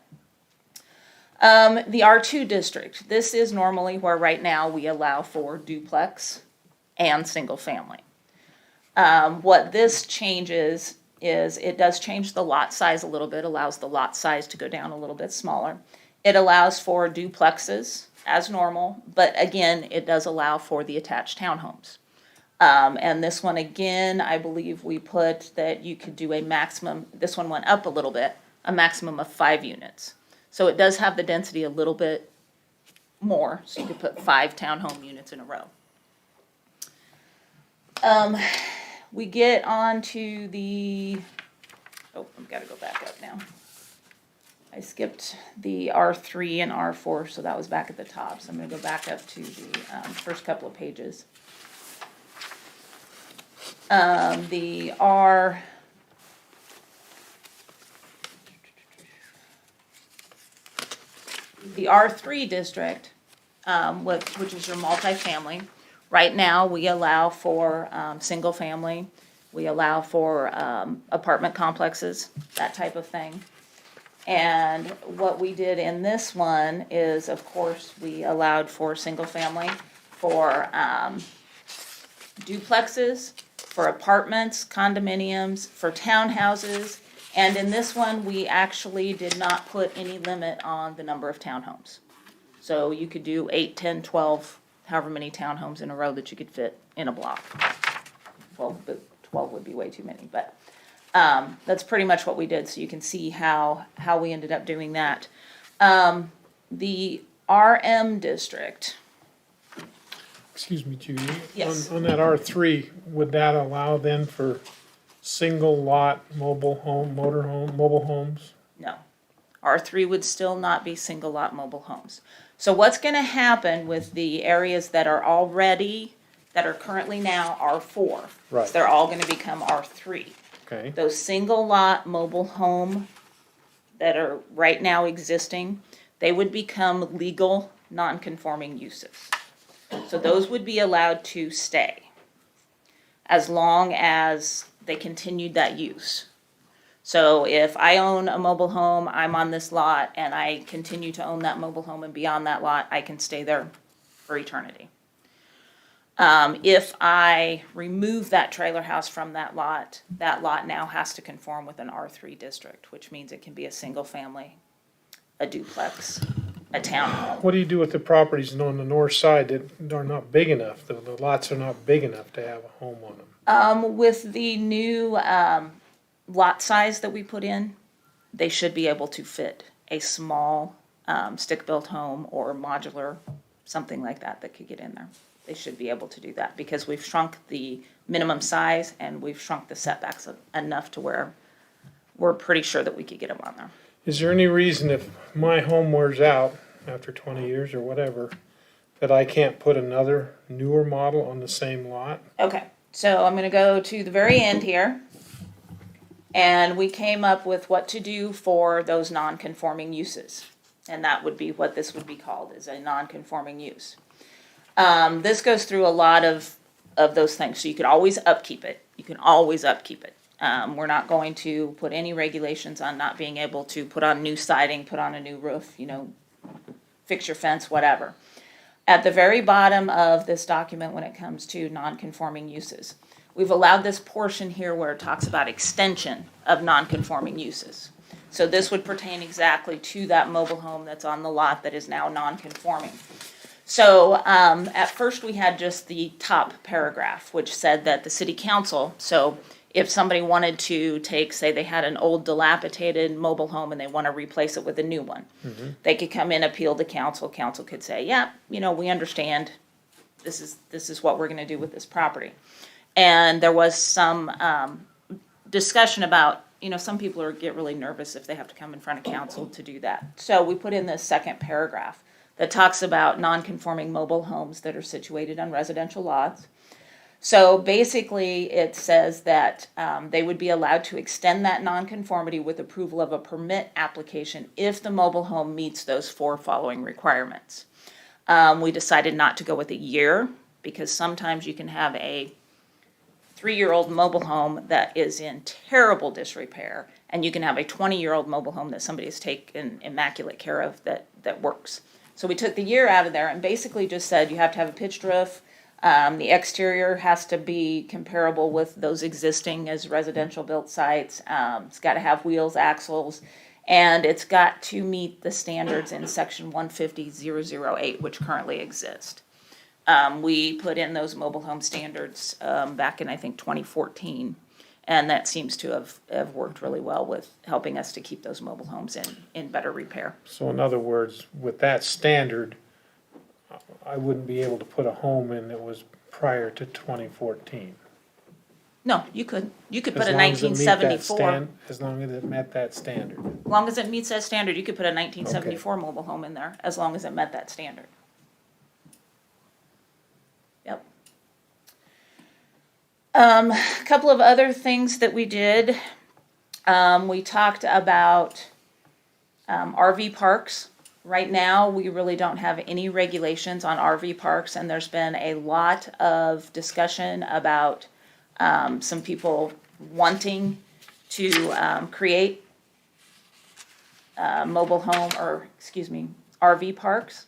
And so we put in a section about RV parks, minimum spacing, landscaping, that they have to have some recreational facilities in there if they're going to establish a RV park, some parking, and those would be conditional use permits, so those would be something that would have to be approved. And the other thing, oh, I don't even know what I did there. The other thing that we looked at too was what we call accessory dwelling units. So right now, if somebody has a lot and they have, I don't know, their grandma needs a place to live. We have a provision in our code right now that allows for a secondary dwelling as long as you go through a conditional use permit. The accessory dwelling unit was one of the things that Missing Middle kind of talked about. And that was, you know, if somebody has a main structure, why can't they put a smaller house on that same lot? Why can there not be two residential structures? So we came up with what we call the accessory dwelling units. So this would take place of the conditional use. So as long as they can meet these requirements in any of the residential districts, RL, R1, R2, R3, they could put up a smaller accessory dwelling unit, 1 bedroom. I think it was a maximum of 900 square feet. There is a percentage in there. It can't be larger than the main structure. It has to be an actual secondary structure. So that's kind of what we're looking at there as far as the actual text of some of the changes and the updates to the zoning code. We just focused on the residential for right now. As far as planning commission and as far as I think we want to do a whole rezoning rewrite. So we want to look at commercial. We want to look at the possibility of some commercial flex districts. So take, for example, Front Street's a good example. Bailey's kind of a good example where you have a lot of businesses mixed in with residential structures. So we are looking at possibly doing some of those, but we wanted to get the residential moving forward. And so we want to go ahead and get that done, get that adopted, and then we'll flip back and look at the ag areas, the commercial areas, and some of those other types of areas. This is a map I wanted to bring up to kind of show you.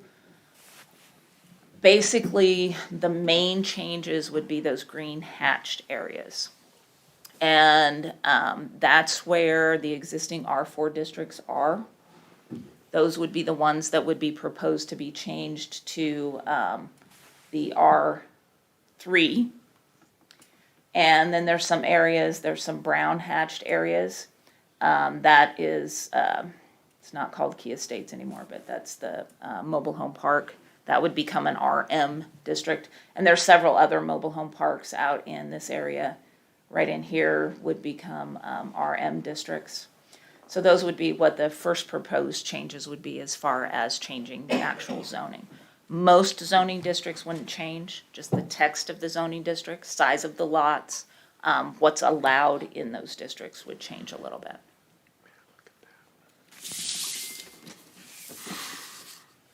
So, I guess I really don't have a lot more. I kind of wanted to go through that, without boring you guys to tears. Do you have any questions? Questions for any planning commission members, myself? Go ahead. Real quick, thank you very much. And thank Planning Commission. This is a daunting task. I avoided it like the plague when I was on Planning Commission, so thank you for doing it. Because it's a pain, right, Ty? Oh, yeah, we didn't want any part of this time. Now here we are. Exactly. I think you owe the planning commission dinner or something. We definitely owe the planning commission dinner.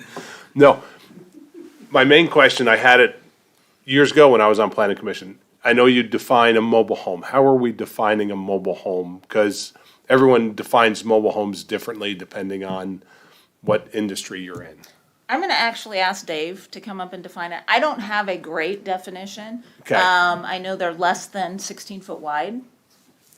Okay, so a single wide, because like in insurance, Or am I like wrong with that? Maybe I'm wrong. modular homes are considered mobile homes for insurance purposes. They So, are, but I think in our code, it's more than 8 feet wide and more than 40 feet long. Single wide mobile home. so 16 feet wide is a single wide. Yep, Yep. yep. So more than 8 feet wide, but less than, 16? Well, I don't know the width. It's gotta be single wide, and I think 16 Okay. is about the width they go now. so a double wide mobile home, which is what you see a lot of now, that would be considered a, That's a manufactured. this is what I hate about this whole thing. Okay. So a double wide's considered, and for our regulations, would be considered a manufactured home. Right. Okay, so you're purely talking a single wide Single wide. mobile home. Okay, okay. Yeah, sounds easy. A modular can be built in the same factory as a manufactured, but they use wood floor joists and not steel undercarriage. Right, and the steel undercarriage is a big deal too. Kicker right there. Yep. Manufactured home. So on our tax assessor's website, we're logging a lot of manufactured homes as mobile homes. There's a lot of them that are not precisely in there correctly. Okay, that should probably get cleaned up, because my underwriter hates that. They can be placed and roll out of the same factory with Yep. everything above the floor joist exactly the same as a manufactured home. Yep. And the wood floor joist is an upgrade at the factory on the order form. Gotcha. So it comes out as a modular with a modular label in the front window. Yep. If it's a manufactured, it's got a label on each half on the outside siding, where the Ah. tail light will be. Okay, I struggle with that one also. yeah, so we'll probably have to clean up everything in that category, so, thank you. Thanks again. Judy, on this, extension of non-conforming uses, are most mobile homes, it says 2.5 inches for each 12 inches of horizontal run. Is that a standard roof pitch? I believe it's a standard for the newer models. That actually came from, an old state law. Hey, Dave, Back- Dave, we don't want the folks at home to miss your wisdom. That standard came from an old state law where the modulars or the double wides, if you set them on a foundation, they could go in any zoning regulation. Where the state came up with that, I don't know, but that's where we got that from, with the pitched roof. It helped us not establish a date as far as the old ones, the tuna cans or whatever with the arch roofs or whatever, I mean, those are 70s models, probably early 80s, but the pitched roof, I think, came in more mid-80s, 90s. That's where we ended up getting the language from Ed, but it's So the newer homes are more commonly built with that pitch with a of pitched roof. roof. And it's a shallow pitch. You may find them at a 412, but they could go down to 2.5. Then the other question I have on this, the exterior material shall be of a color, material, scale comparable with those existing residential site-built homes. We altered that a little bit because on that same standard with the double wide, I think it referenced a non-reflective siding. So they were trying to get away from the metal. But as you start to look, commercially or even residentially, I mean, metal's coming back on these things. So we were trying to just make it a more modern product than just a tin can type thing. It could be siding, it could be vinyl siding, it could be metal. I mean, there's nice looking metal now, and so that's really what we were after, is some versatility, but So it probably wouldn't be a vertical siding, it would have to be a horizontal siding. make both. Well, I guess what I'm getting at is most of the residential homes that are site-built are not gonna have vertical siding. Correct. So if I bring a home that it does have vertical siding, then it doesn't conform. I don't know that I would say that. We would have to, Necessarily, because they still sell the vertical siding. They still sell it. Exterior Yeah. house. Sure. Hey, Ed, Yeah, do you watch Tiny House Nation? no, I don't have a TV. I have two daughters that love Tiny House Nation. And it's common in exterior design today to intermix even the corrugated steel roofing product that was used several years ago. Now they're attaching that to the outside of houses and then blending that with a horizontal siding product. It actually looks really sharp, and I think that's what they're referring to in here. So those existing in residential site built doesn't necessarily mean this particular residential site. not necessarily. As long as it's a common building material, then you're okay with that. Okay. It wouldn't really look any different than a container if somebody built a container home. And I don't know that we have any here, but I've talked to people that wanna do them, so that would look like a vertical siding. Yeah, okay. I think it leads to some flexibility. Judy, since we're on that paragraph, I want to make sure I understand that. So if I had an older single wide home and it was a non-conforming status today, and I wanted to upgrade it, then I would come down and I'd have to qualify for that permit under those standards, basically. Yes. Wouldn't have to come to council. I could, if I didn't get the permit, you still could go up, you could still come through the council appeal process, right? Yes. But the way to do it without coming to council is I get a permit from you guys that meets those criteria, and then I could replace that single wide under the permit, right? That's the intent of Okay, how. and then I extend the conforming, or I get my grandfathering goes longer then, right? Is that Yes. kind of how that works? Yes. Okay, You can continue that use, since it was extended, you can Okay. continue that use. And really the only allusion to any date in there is on our mobile home standard. yeah. So it has to have a HUD label, which is 1976 or newer. So Perfect. I like the way that came out. Yeah, this is much better than. Yeah, yeah. A lot better than our ideas were, wasn't it, Dennis? No, It's and, made, oh, I'm sorry, go ahead. and again, the whole intent is to try to make this a little bit easier, so homeowners, contractors, people can start looking at some of those more affordable type homes to get in these areas. That's the whole intent of all of it. And I just want to make sure that, and I'm sure this is obvious, but this will not place an additional financial burden on existing mobile home owners. These do, okay. That is absolutely not our intention, Okay. and hopefully it does not do that at all. Judy, can I ask the 4 acres on the mobile home parks? There's parks in our community that are under 4 acres today. What happens with them? Those right now also would be what we would consider non-conforming because they are less than 4 acres. If they want to expand, great. But if a new one is going to be created, they would have to meet that 4 acre requirement. And the reason right now ours says 8 acres. I think you and I talked Yeah. about that. I think Dave and I talked about that. 8 acres is quite a bit. So if somebody wants to do a 4 acre lot or a 4 acre, mobile home park, it's probably doable. Yeah, that kind of makes sense to me. I was trying to get in numbers, Jeff, you might know this, could you get 10 per acre or 8 in a normal park? Somewhere in that range, do you think? 8 to 12. So 4 acres is still a 30, let's say a 30, I mean, plus or minus some, 36 or 40 mobile home parks. That's still a pretty good sized chunk. Yeah.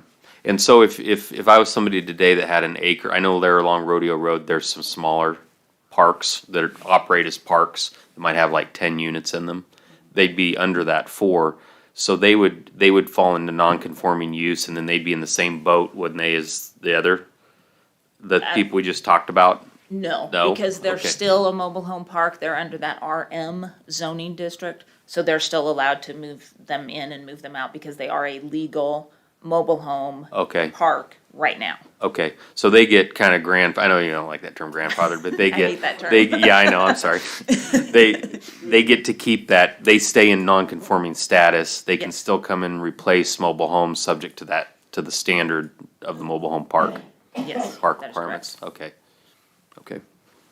And in regards to developing new parks, are there some kind of standards for the roadways and setbacks from the roadways and this type of thing? Yes, in the RM district, we did put that in there as far as, the width for the roads, distances that they have to be from other mobile homes in that park. The mobile home park lot was, I think we came up with a 40 by 110. So they have to have that reserved space for each mobile home in those parks. So yes, there's definitely standards for those.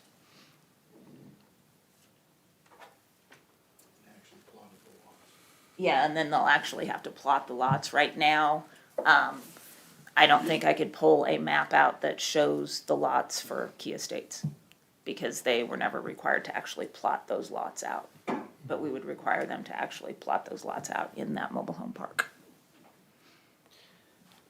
In some developments I've seen in other communities, you see 4 townhomes a lot because of I know in the financing world, the 1 to 4 family sits in one segment versus the other. Did you guys give any thought to going to 4 and 6, versus 3 and 5? Or is there a good thought on 3? Is it that there's only one middle unit?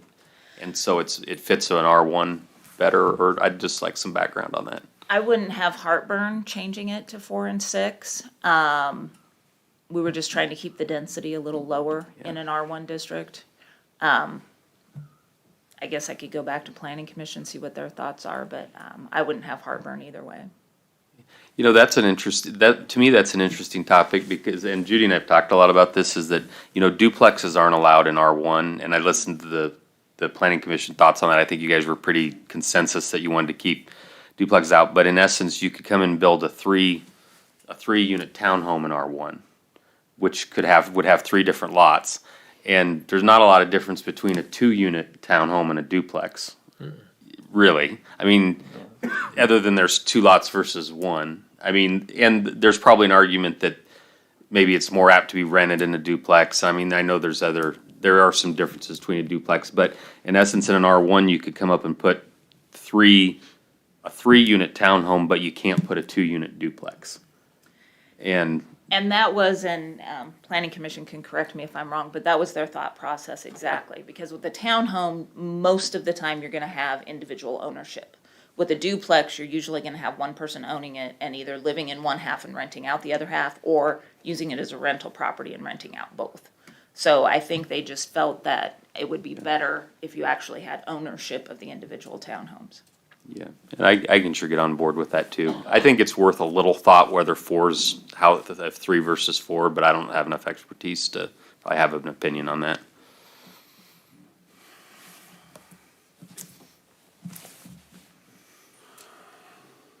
Anyone else have any questions? What zone do tiny houses fit in? They can actually fit in almost any zoning district. If they're gonna maintain their wheels, they would have to be in a mobile home park, or an RV park. If they're going to be on a permanent foundation, I don't see why they couldn't be in any of the zoning districts. I think it would look kind of interesting to have a 12,000 square foot lot with a tiny home, but, Thank you. No, we don't have a minimum square footage. I think Dave and Norm, a couple of years back, sat down and tried to figure out what, based on building code, what a minimum square foot home could be, and I think he ended up with about, yeah, not very big. To meet building code, it was not very big. It was 100 and some odd square feet, I think, if I remember right, or something. But yeah, there's no minimum requirement for square footage. Did the barndominium type in the south side, I know we talked about some of those years ago, are those eligible to be under the same concept as the tiny houses as well? Yes, so they're actually eligible to be pretty much anywhere. So on the very last portion of the material that I sent out to you, there's a chart in there that has a land use chart. And I had originally put a house or a barn dominium, cargo container home. I had actually originally put those all as conditional uses. Dave came into my office and he goes, "Hey, why'd you do this?" And I'm like, "Well, yeah, I think it makes sense to me." Well, when he's looking at building code, they don't differentiate between a house and a residential structure. It's a residential structure. So the way that we've put them on these, on the land use is, it's a permitted use, it's a residential structure. So, now, do we have very many of those in North Platte? A few. You will see a lot of them out in the county. And I think we're gonna see more in the 2 mile Yeah, probably. over time. So Judy, can you explain the difference between a condominium and a townhouse? That's a tough one also. It's almost like the mobile home and the manufactured home. So a condominium, I guess the easiest way to explain that is with a condominium, you don't own the property that the house sits on. The property that the house sits on is in ownership of the condominium, or it's public property or whatever within that ownership. Whereas townhouses, you actually own the property that the house sits on. So that's Thank you. probably the biggest difference. Ty may have a better explanation Well, being in the the financing. this world. came out when the big recession deal happened in 08, 9, and 10. Condominiums were kind of popular nationwide, condominium complexes, but a bunch of those condominium associations went belly up. And so now it's actually harder to finance a condominium property. And you've seen properties try to flip out of the condominium arrangement because if, like, say the three of us were in a 3-unit structure and it's in the condominium, well, I don't own my ground, I own part of the association, the three of us do together, and if 2 of us didn't want to pay our condominium fees, then the third guy has a problem.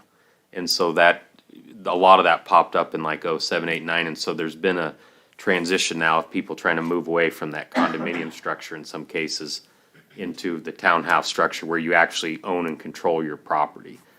And so that's, Well, condominiums are built up, townhomes not, and they do own the land. yeah. Yeah.